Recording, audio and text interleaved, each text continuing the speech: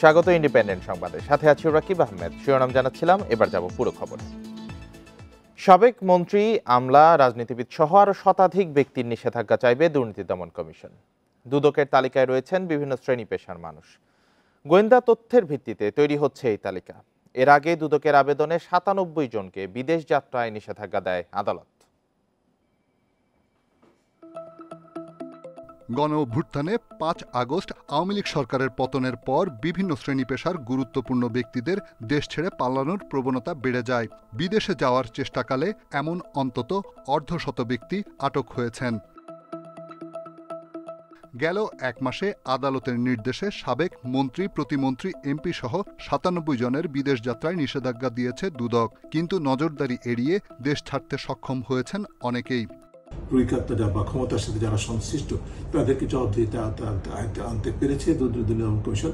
তার দৃষ্টান্ত খুবই বিরল, এক্সেপ্ট এমন সিচুয়েশনে যখন কোনো উচ্চ পর্যায়ের কোনো ব্যক্তি, প্রাক্তন বা অতীত যারা কোনো না কোনো কারণে ক্ষমতাবানদের সাথে, ক্ষমতাসীনদের সাথে হাতে বিরাগ বাজন হয়েছে, সেক্ষেত্রে আবার অতি তৎপরতা দেখা যায় এবং সেটারই কিন্তু কিছু দৃষ্টান্ত আমরা সাম্প্রতিককালেও দেখেছি। গুরুত্বপূর্ণ ব্যক্তিদের বিরুদ্ধে প্রতিদিনই দুদকে জমা পড়ছে অসংখ্য অভিযোগ, যার অনুসন্ধান চালাচ্ছে সংস্থাটি। গোয়েন্দারা বলছেন, অভিযুক্তদের মধ্যে অর্ধশতাধিক ব্যক্তি বিভিন্নভাবে সীমান্ত পেরোনোর তৎপরতা চালাচ্ছেন। যেখানে যা প্রয়োজন সেখানে অনুসন্ধান কর্মকর্তা কাজ করবে এবং প্রত্যেক ক্ষেত্রে অনুসন্ধান কর্মকর্তাকে কমিশন নির্দেশ দেয় না, কমিশন তাকে দায়িত্ব দেয় যে তুমি অনুসন্ধান করো। সে অনুসন্ধান কি করবে আইনে বিধিতে বলা আছে, সেই আইন বিধি মোতাবেক সে অনুসন্ধান শুরু করবে, যেখানে যা দরকার সেখানে তা করবে। গেল ১ মাসে অবৈধ সম্পদ, অর্থ পাচার সহ দুর্নীতির অভিযোগে অর্ধশত মামলা করেছে দুদক, তবে গ্রেপ্তার করা হয়নি কাউকেই। রিশাদ হুদা, ইন্ডিপেন্ডেন্ট নিউজ, ঢাকা। আইনশৃঙ্খলা রক্ষায় নির্বাহী ম্যাজিস্ট্রেটের ক্ষমতা দেওয়া হয়েছে সেনা কর্মকর্তাদের। প্রয়োজনে অপরাধীদের গ্রেপ্তার করতে ও বাসাবাড়িতে তল্লাশি চালাতে পারবে, তবে কাউকে সাজা দিতে পারবে না। ২ মাসের জন্য এই ক্ষমতা দিয়ে প্রজ্ঞাপন জারি করেছে জনপ্রশাসন মন্ত্রণালয়। মঙ্গলবার রাতে জারি করা প্রজ্ঞাপনে ফৌজদারি কার্যবিধির ১২-১ নম্বর ধারা অনুযায়ী এ নির্দেশনা দেওয়া হয়েছে। সারা দেশে এই ক্ষমতা ব্যবহার করতে পারবেন সেনা কর্মকর্তারা। এই আদেশের ফলে সেনাবাহিনীর অভিযানে যাওয়ার ক্ষেত্রে এখন আর নির্বাহী ম্যাজিস্ট্রেটের সহায়তার প্রয়োজন হবে না।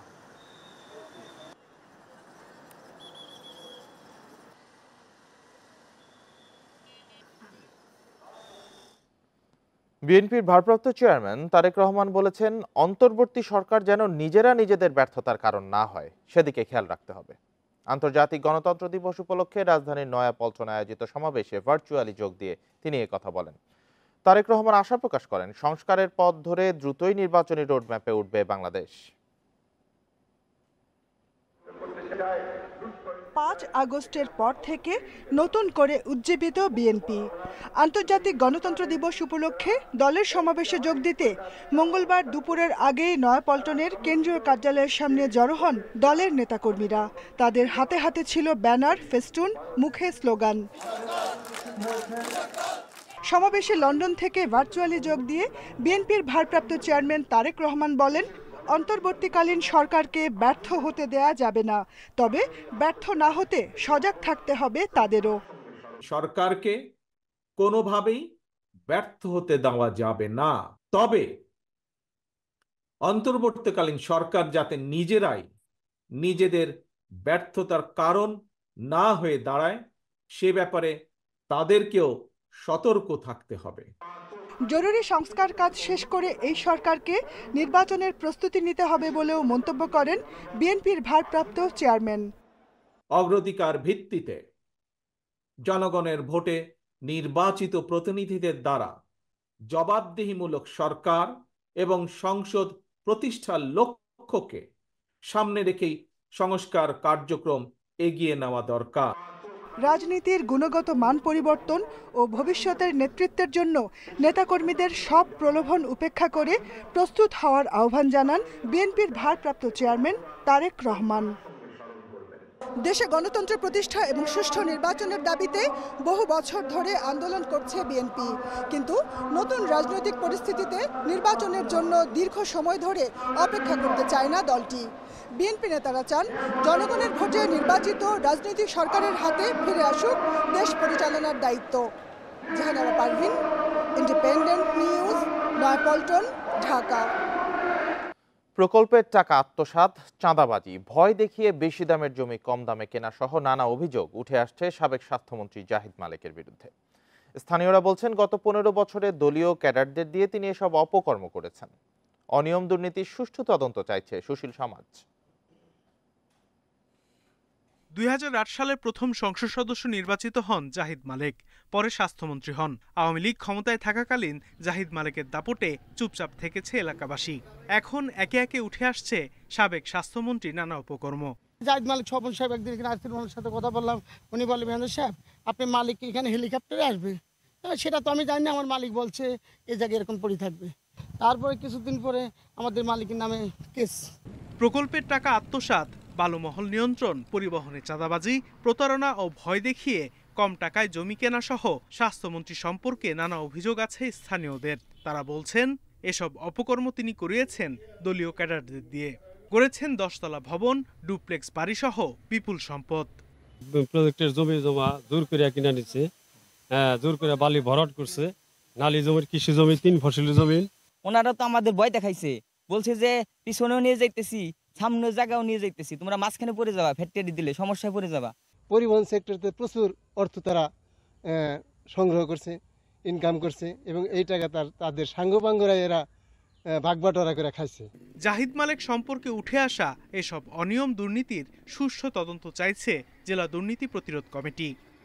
বর্তমান তত্ত্বাবধায়ক সরকার তথা সামনে যে সরকার আসবে, তারা যেন এই দুর্নীতির মূলোৎপাটন করতে পারে, আর ভবিষ্যতে যেন এই রকম দুর্নীতি আর না হয়। নির্বাচনী হলফনামা অনুযায়ী 15 বছরে স্বাস্থ্যমন্ত্রীর সম্পদ বেড়েছে 11.5 গুণ। Independent news. আওয়ামী লীগ সরকারের আমলে গুম করে রাখার গোপন বন্দিশালা আয়নাঘর পরিদর্শন করবে গুম খুনের ঘটনা তদন্তে গঠিত বিচার বিভাগীয় তদন্ত কমিশন। বিরোধী রাজনৈতিক নেতাকর্মী ও ভিন্ন মতের মানুষদের 2009 সালের 6 জানুয়ারি থেকে চলতি বছরের 5 আগস্ট পর্যন্ত আওয়ামী লীগ সরকারের আমলে গুম হওয়া ব্যক্তির সন্ধানে গঠন করা হয় এই কমিশন। গুম নিয়ে তদন্ত কমিশনের সফলতা নিয়ে আশাবাদী বিশ্লেষকরা, কিছুটা স্বস্তিতে ভুক্তভোগী পরিবারের সদস্যরাও। বিগত সরকারের গুমের তদন্তে গত 27 আগস্ট হাইকোর্টের অবসরপ্রাপ্ত বিচারপতি মইনুল ইসলাম চৌধুরীর নেতৃত্বে গঠন করা হয় 5 সদস্যের তদন্ত কমিশন। 90 দিনের মধ্যে সরকারের কাছে প্রতিবেদন দাখিল করতে বলা হয়েছে কমিশনকে। কমিশনের কার্যপরিধি সুনির্দিষ্টভাবে উল্লেখ করে গত 15 সেপ্টেম্বর মন্ত্রিপরিষদ বিভাগ থেকে এ সংক্রান্ত ক্ষমতা দিয়ে প্রজ্ঞাপন জারি করেছে মন্ত্রিপরিষদ বিভাগ। আইন শৃঙ্খলা বাহিনী বা সরকারের মদদে বলপূর্বক গুমের শিকার ব্যক্তির সন্ধান এবং গুমের ঘটনায় জড়িত ব্যক্তি বা প্রতিষ্ঠানকে চিহ্নিত করার ক্ষমতা দেওয়া হয়েছে তদন্ত কমিশনকে। আমরা আশাবাদী যে আমাদের ফাইল আমরা পাবো। আমাদের 5 কমিটির সদস্য আমাদের কাছে কথা দিচ্ছে যে আপনারা কাগজপত্র জমা দিয়ে যান, আমরা খুবই দ্রুত কাজ করতেছি ইনশাআল্লাহ। আয়নাঘর সহ যেসব স্থানে গুমের শিকার ব্যক্তিদের আটক রাখা হয়েছিল সেসব স্থান সহ দেশের যে কোনো স্থান পরিদর্শন এবং যে কোনো ব্যক্তিকে তলব ও জিজ্ঞাসাবাদের ক্ষমতাও দেওয়া হয়েছে এই কমিশনকে। আমি আশাবাদী এজন্যই যে যেহেতু এটা কোনো দলীয় সরকার নয়, প্রত্যেকটি গুম খুনের কিন্তু সুস্পষ্ট আমরা উত্তর পেতে পারি সরকার এ বিষয়ে কতটুকু আন্তরিক। এমন শক্ত আইন করতে হবে যেন ভবিষ্যতে এই গুম খুনের ব্যাপারে কেউ চিন্তা করার ধৃষ্টতা না পারে। মন্ত্রিপরিষদ বিভাগ তদন্ত কমিশনকে সাচিবিক সহায়তা সহ সকল প্রকার সহায়তা প্রদান করবে, এছাড়া প্রয়োজনীয় ব্যয়ও বহন করবে। রেজওয়ানুল হক, ইন্ডিপেন্ডেন্ট নিউজ, ঢাকা। রাজধানীর মোহাম্মদপুরে বাসায় ঢুকে কুপিয়ে হত্যা করা হয়েছে শাহাদাত নামে এক তরুণকে। গতরাতে কাটাসুরের গ্রিনভিউ হাউজিংয়ে এই ঘটনা ঘটে। পুলিশের ধারণায় হত্যাকাণ্ডের পেছনে রয়েছে প্রেম সংক্রান্ত বিরোধ। হামলার পর গুরুতর অবস্থায় শাহাদাতকে সোহরাওয়ার্দী হাসপাতালে নিয়ে যাওয়া হয়। পরে তাকে মৃত ঘোষণা করেন কর্তব্যরত চিকিৎসক। মরদেহ এখন রয়েছে হাসপাতালের মর্গে। আশেপাশে সিসিটিভি ক্যামেরার ফুটেজ ও তথ্য প্রযুক্তির সহায়তায় জড়িতদের শনাক্তের কাজ চলছে বলে জানিয়েছে পুলিশ।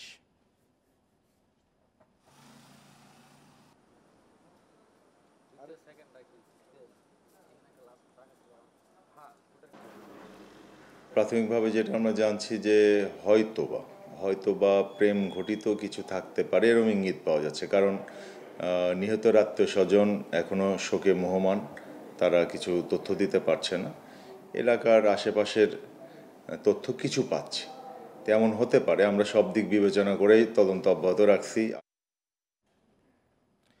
এদিকে রাজধানীর তেজগাঁওয়ের কুনিপাড়ায় হত্যা করা হয়েছে ব্যবসায়ী নূর হোসেন জুয়েলকে। স্বজনদের অভিযোগ, মোটরসাইকেলে এসে তাকে কুপিয়ে হত্যা করে মুখোশধারী সন্ত্রাসীরা। তারা বলছেন পারিবারিক সম্পত্তি নিয়ে বিরোধী এর কারণ, আর এর পেছনে রয়েছেন জুয়েলেরই ছোট ভাই জাকির। তাদের মধ্যে বাড়ির ভাড়া তোলা নিয়ে আগেও বিরোধ হয়েছে। এদিকে স্থানীয়রা জানিয়েছেন গতরাতে কুনিপাড়ার নিজ বাসার সামনে আড্ডা দিচ্ছিলেন জুয়েল, তখনই হামলার মুখে পড়েন তিনি। পরে গুরুতর আহত অবস্থায় তাকে সোহরাওয়ার্দী হাসপাতালে নেয় বাড়ির নিরাপত্তা রক্ষী ও তত্ত্বাবধায়ক, সেখানেই মৃত্যু হয় তার।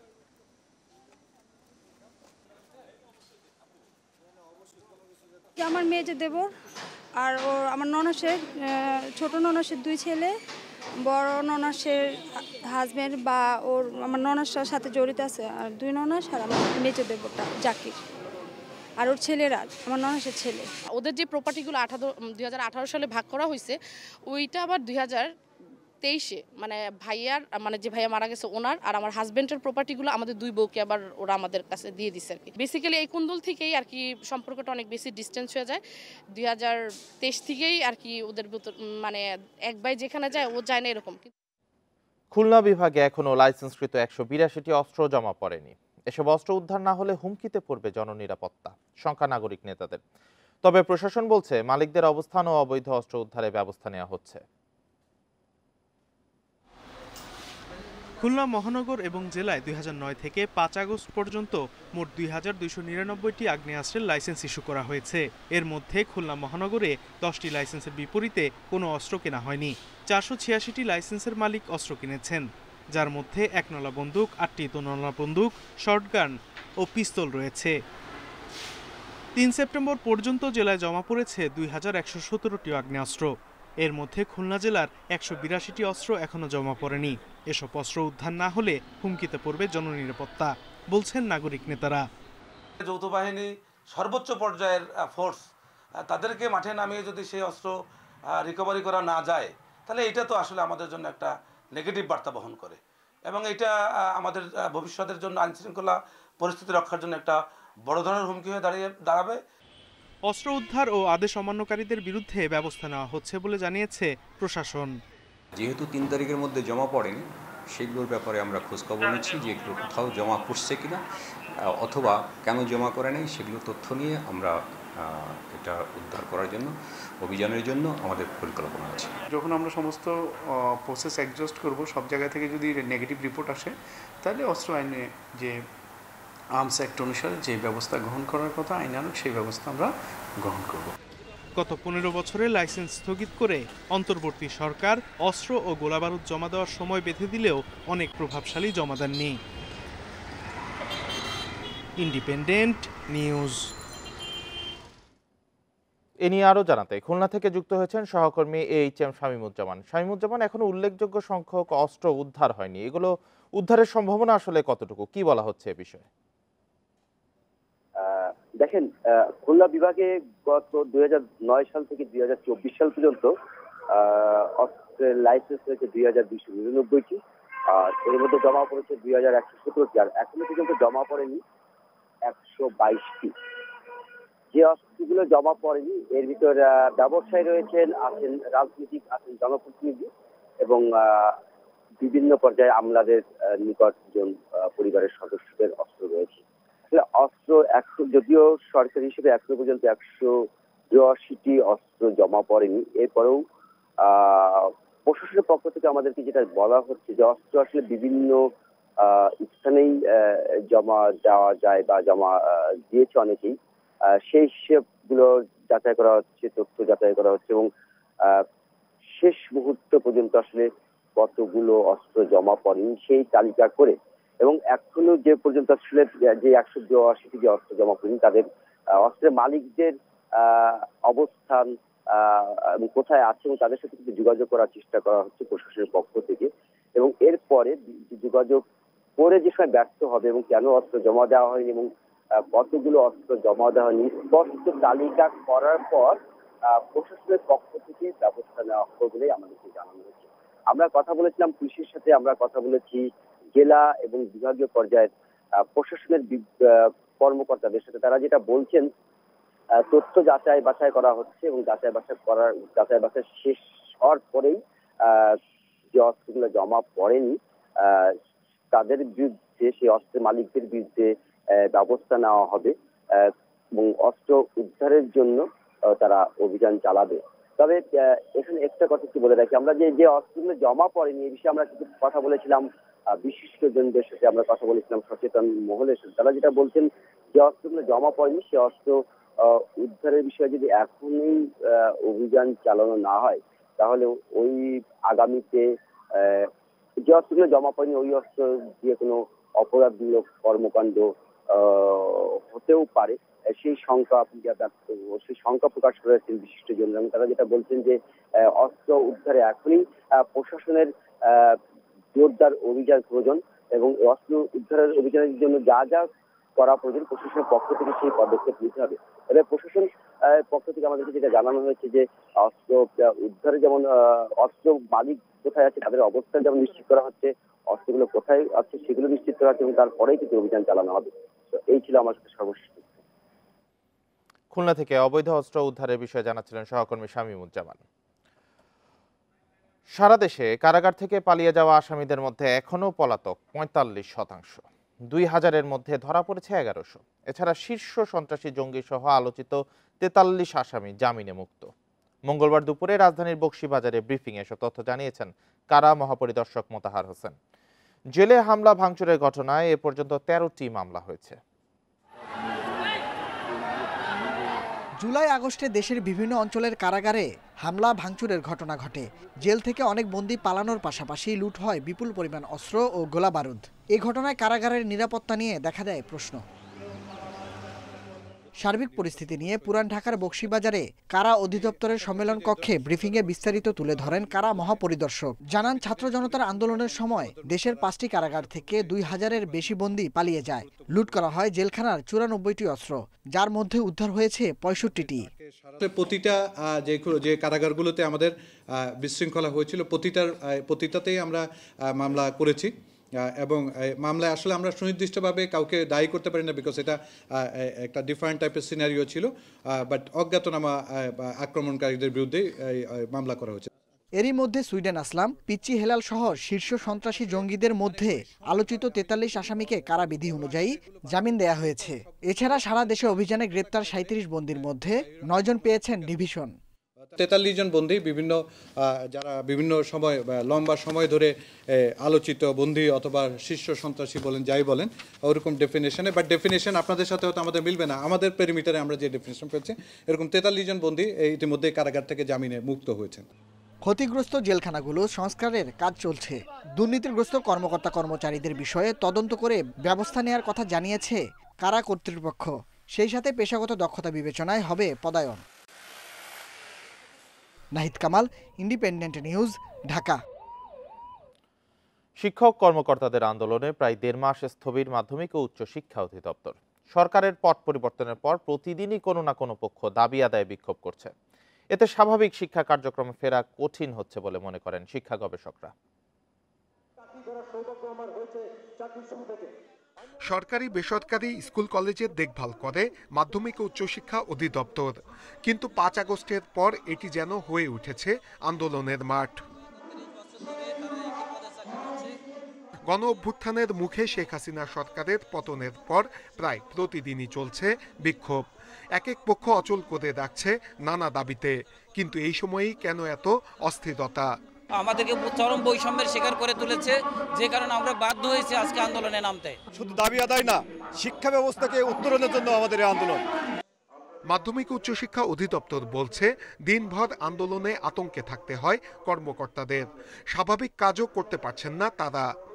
5 তারিখের পর সব দাবিগুলো যে আসে যে সেটা হলো যৌক্তিকও আছে, কিছু অযৌক্তিকও আছে, এবং আমার এখানে প্রতিদিন কয়েকশো লোককে আমি তাদের প্রশ্নের সম্মুখীন হই এবং তাদের আমি প্রশ্নগুলো শুনি এবং সমাধান করার চেষ্টা করি।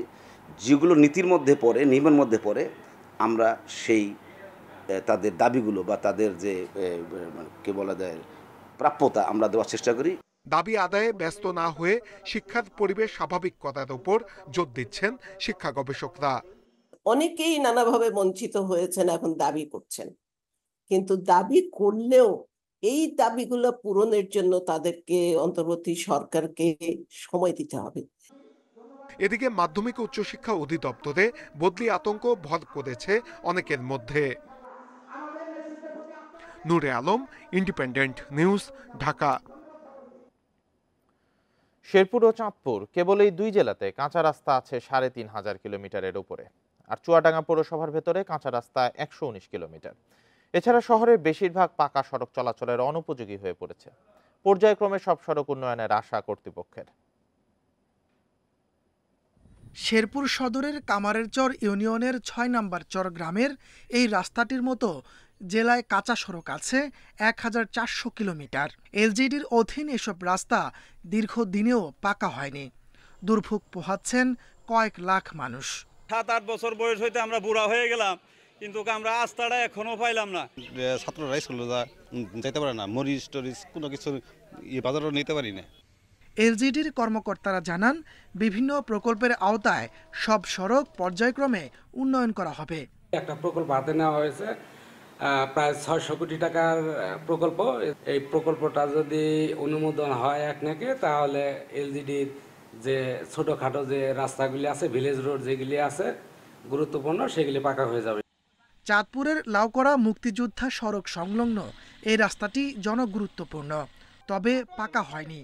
জেলায় এলজিডির অধীন এমন কাঁচা সড়ক আছে ২,০০০ কিলোমিটারের উপরে।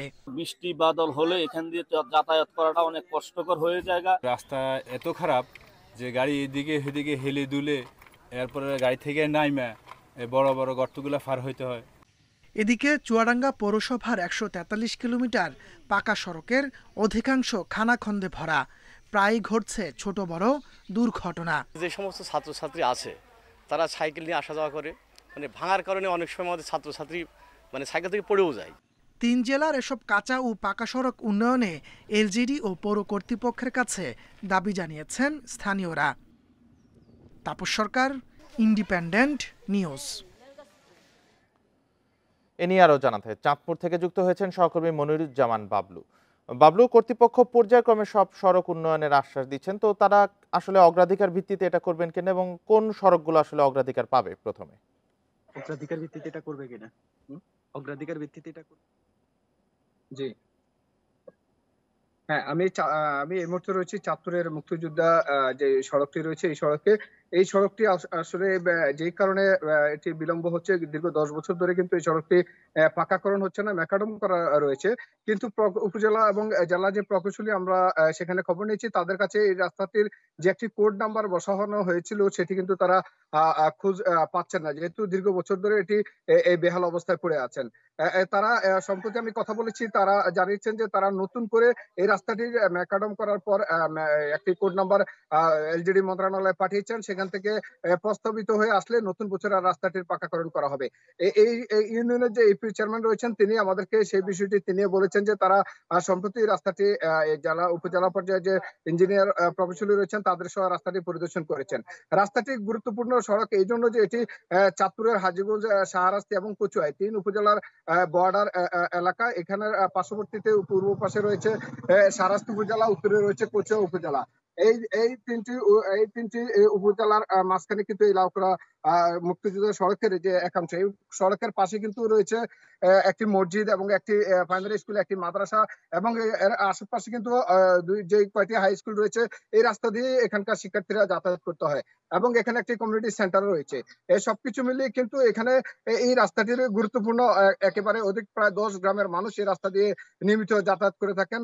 এই রাস্তাটি যদি পাকাকরণ করা না হয় তাহলে কিন্তু এই যে ঝড় বৃষ্টিতে যে খানাখন্দের রাস্তাটিতে একেবারে চলাচলের অযোগ্য হয়ে উঠে। রাস্তাটির পাশে কিন্তু ইতিমধ্যে কয়েকটি জায়গায় ফাটল দেখা দিয়েছে এবং মাটি সরে গিয়েছে। সেখানে আর মানে কয়েকদিন পর কিন্তু এইভাবে যদি বৃষ্টি এবং রাস্তাটি পাকাকরণ বা মেরামত সংস্কার কাজ না হয় তাহলে কিন্তু রাস্তাটি চলাচলের একেবারে অযোগ্য হয়ে পড়বে। চাঁদপুর থেকে জানাচ্ছিলেন সহকর্মী মনিরুজ্জামান বাবলু। আওয়ামী লীগ সরকারের পতনের পর ভারতীয় ঠিকাদারি প্রতিষ্ঠান চলে যাওয়ায় বন্ধ হয়ে পড়েছে ব্রাহ্মণবাড়িয়া আখাউড়া আশুগঞ্জ সড়কের কাজ। 4 লেনের প্রকল্পের নির্মাণ শেষ না হওয়া এবং খানাখন্দের কারণে মরণ ফাঁদে রূপ নিয়েছে সড়ক। তবে জনদুর্ভোগের বিষয়টি জানিয়ে ঊর্ধ্বতন কর্মকর্তাদের চিঠি দেওয়া হয়েছে। আশুগঞ্জ নৌবন্দর থেকে আখাউড়া স্থলবন্দর পর্যন্ত প্রায় 51 কিলোমিটার মহাসড়ক 4 লেনে উন্নীত করার কাজ শুরু হয় 2020 সালের ফেব্রুয়ারিতে। ভারতীয় ঋণ সহায়তা ও বাংলাদেশ সরকারের যৌথ অর্থায়নে 5,791 কোটি টাকার এই প্রকল্পের কাজ শেষ হওয়ার কথা 2025 সালের 30 জুনে। শুরু থেকেই নানা কারণে পিছিয়ে যায় প্রকল্পের কাজ। 3টি প্যাকেজে সড়কের উন্নয়ন হওয়ার কথা থাকলেও এখন পর্যন্ত সম্পূর্ণ হয়েছে মাত্র 50% কাজ। আশুগঞ্জ গোলচত্বর থেকে তন্তর এলাকা পর্যন্ত বিভিন্ন জায়গায় প্রায় 4 কিলোমিটার অংশ অতি ঝুঁকিপূর্ণ। প্রতিদিন বাস, ট্রাক, পিকআপ ভ্যান উল্টে গিয়ে ঘটছে দুর্ঘটনা। গাড়িগুলি অনেকগুলো ভাঙচুর হয়ে গেছে, নষ্ট হয়ে গেছে। এমনকি মনে করুন মানুষের খুবই যাতায়াত নিতে যাওয়া খুব কষ্ট করছে। সরকার পতনের পর প্রকল্পের ভারতীয় ঠিকাদারি প্রতিষ্ঠান এফকন ইনফ্রাস্ট্রাকচার লিমিটেডের কর্মকর্তা কর্মচারীরা চলে যায়। এতে থেমে গেছে কাজ। এখন সাময়িক মেরামতে প্রয়োজন 15 কোটি টাকা। এই 4 কিলো রাস্তাকে মেরামত করার জন্য কিছু মেশিনপত্র ভাড়া করে আমরা সাময়িকভাবে চেষ্টা করতেছি এবং এই 4 কিলো রাস্তা স্থায়ীভাবে মেরামত করার জন্য আমরা রাজস্ব খাত বা ব্রাহ্মণবাড়িয়া সড়ক বিভাগের মাধ্যমে করানোর জন্য আমরা ঊর্ধ্বতন কর্তৃপক্ষের সাথে আলোচনা করছি। এদিকে নিয়মিত বেতন না পাওয়ায় নিরাপত্তা রক্ষীরাও ঠিকমতো দায়িত্ব পালন করছেন না। এতে চুরি হচ্ছে নির্মাণ সামগ্রী। গত মাসের বেতনই দিচ্ছে না, এখনো ফোন দেই, টেলিফোনে ধরে না। তো এখন এই সিকিউরিটির দায়িত্ব এটা কে পালন করবে? এইগুলা মাল চুরি হইতেছে, রাত্রেবেলা চুরি হইতেছে, দিনের বেলা চুরি হইতেছে। সড়কটির বাকি কাজ শেষ করতে মন্ত্রিপরিষদ এবং সড়ক পরিবহন ও মহাসড়ক বিভাগের সচিবের কাছে চিঠি দেওয়া হয়েছে বলে জানিয়েছে জেলা প্রশাসন। Independent news. এ নিয়ে আরো জানাতে ব্রাহ্মণবাড়িয়া থেকে যুক্ত হয়েছেন সহকর্মী জাবেদ রহিম। জাবেদ, এই 4 লেনের সড়ক আসলে নির্মাণ কাজ যেহেতু শেষ হয়নি, এটা কি রকম আসলে ঝুঁকি তৈরি করছে, আর এটা কোনো আশ্বাস পাওয়া গেছে কিনা কবে নাগাদ আবার কাজ শুরু হবে? জি, আপনি এই সড়কটি হচ্ছে ব্রাহ্মণবাড়িয়ার আশুগঞ্জ থেকে আখাউড়া পর্যন্ত এই যে বিদ্যমান যে মহাসড়ক আছে ঢাকা সিলেট এবং কুমিল্লা সিলেট মহাসড়ক, সেটিকে সম্প্রসারণ করে ছিল 2020 সালের ফেব্রুয়ারি মাসে। সেই প্রকল্পের কাজ যখন চলমান অবস্থায় তখনই গত 10ই অক্টোবরে এখানকার যে ভারতীয় ঠিকাদারি প্রতিষ্ঠান আছে এফকন ইনফ্রাস্ট্রাকচার লিমিটেড, তাদের এখান থেকে চলে যান নিজের দেশে। এরপর থেকে কিন্তু এই কাজটি বন্ধ আছে। বন্ধ থাকার ফলে যেটি হয়েছে যে এই সড়কের গুরুত্বপূর্ণ কয়েকটি পয়েন্টে বড় ধরনের খানাখন্দের সৃষ্টি হয়ে একটি অবর্ণনীয় দুর্ভোগের সৃষ্টি হয়েছে এবং একটি বলতে গেলে এই মুহূর্তে ব্রাহ্মণবাড়িয়ার একটি বড় সমস্যায় পরিণত হয়েছে। এই কারণে যে এই সড়কের যেখান দিয়ে 4 লেনটি হচ্ছে এই সড়ক দিয়ে কিন্তু কুমিল্লা সিলেট এবং বৃহত্তর ময়মনসিংহ, আমি যদি বলি বৃহত্তর সিলেটের সকল যানবাহন এই পথ দিয়ে কিন্তু চলাচল করে। আপনি জানেন যে 2 দিন আগে অনেক এখানে বৃষ্টি হয়েছে, সেই বৃষ্টির কারণে কিন্তু খুবই একটি ভয়াবহ অবস্থার সৃষ্টি হয়েছিল এবং দীর্ঘ সময় এখানে একটি যানজট লেগে থেকে ঘন্টার পর ঘন্টা এখানে যানজটের সৃষ্টি হয়। কিন্তু এই সড়কের কয়েকটি পয়েন্টে শুধু 4 কিলোমিটার, সর্বমোট 4 কিলোমিটার অংশে বিভিন্ন পয়েন্টে এরকম পরিস্থিতির সৃষ্টি হয়েছে। ফলে এই সড়কটি একটি আতঙ্কের নামে পরিণত হয়েছে ব্রাহ্মণবাড়িয়ার 4 লেন সড়ক। তো এখন যেটি হয়েছে যে এখানে নিয়ে স্থানীয় প্রশাসন এটি নিয়ে উদ্বিগ্ন এবং তারা ঊর্ধ্বতন কর্তৃপক্ষের বারবার দৃষ্টি আকর্ষণ করছেন যে সড়কটিকে দ্রুত মেরামতের উদ্যোগ নেওয়ার জন্য। আমি এই যে এখানকার যিনি প্রকল্প ব্যবস্থাপক আছেন শামীম আহমেদ, আমি তার সঙ্গে কথা বলেছিলাম। তিনি আমাদেরকে জানিয়েছেন যে এখনো এই প্রকল্পের কাজ কবে শুরু হবে সেটি কিন্তু এখনো নিশ্চিত নন তারা। ভারতীয় ঠিকাদার বা তাদের লোকজন আসলে এই কাজ শুরু হবে, তবে তারা কবে আসবেন সেটি এখনো তারা নিশ্চিত করে বলতে পারছেন না। তবে গত কিছুদিন আগে অর্থ উপদেষ্টার সঙ্গে ভারতীয় হাই কমিশনার প্রণয় বর্মার একটি বৈঠক হয়েছে। সেই বৈঠকে কিন্তু এই ঠিকাদারি মানে এই যে কাজ চলমান কাজ চলবে সেটি জানিয়েছেন। তারপরেও কিন্তু এখনো এখানকার যে স্থানীয় যে মানে বাংলাদেশ পক্ষের যারা ব্যবস্থাপনা এখানে আছেন তারা কিন্তু এখনো নিশ্চিত নন যে এই ঠিকাদাররা কবে আসবেন। ফলে এই দুর্ভোগও কবে লাঘব হবে সেটিও কিন্তু বলা যাচ্ছে না। এর পাশাপাশি এখানে যে অস্থায়ীভাবে মেরামতের যে একটি চিন্তা ভাবনা করা হয়েছিল সেটিও কিন্তু কোনো অগ্রগতি নেই। এই কারণে অগ্রগতি নেই যে এখনো নিশ্চিত নন যে আসলে কবে নাগাদ কাজ শুরু হতে পারে। আশুগঞ্জ আখাউড়া সড়কে ভোগান্তির বিষয়ে জানাচ্ছিলেন সহকর্মী জাভেদ রহিম ব্রাহ্মণবাড়ি। লাল শাপলার সৌন্দর্য উপভোগ করতে বরিশালের সাতলা বিলে ভিড় করছেন বিভিন্ন অঞ্চলের পর্যটক। বিস্তীর্ণ জলাভূমিতে ফুটে থাকা শাপলার রূপে মুগ্ধ তারা। নয়নাভিরাম এই বিল ঘিরে সেখানে পর্যটক বান্ধব অবকাঠামো গড়ে তোলার দাবি স্থানীয়দের।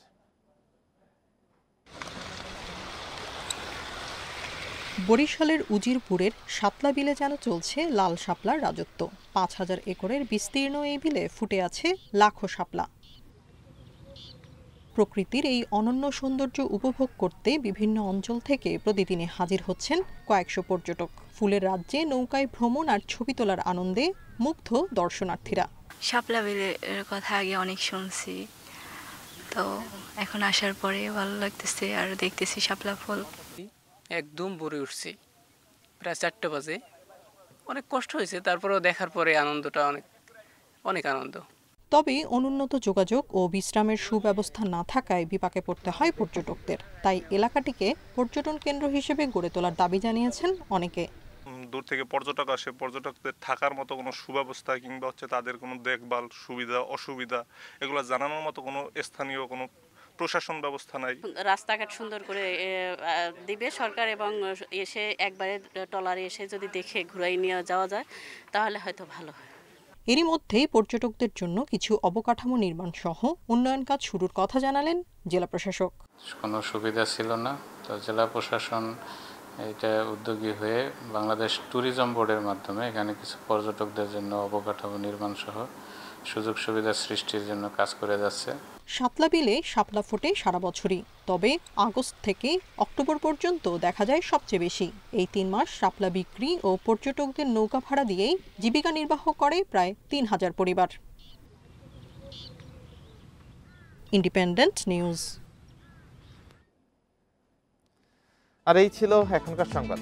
এছাড়া ইন্ডিপেন্ডেন্ট টেলিভিশনের সব খবর আরও বিস্তারিত জানতে চোখ রাখুন ফেসবুক, ইউটিউব, এতক্ষণ যারা সাথে ছিলেন সবাইকে ধন্যবাদ।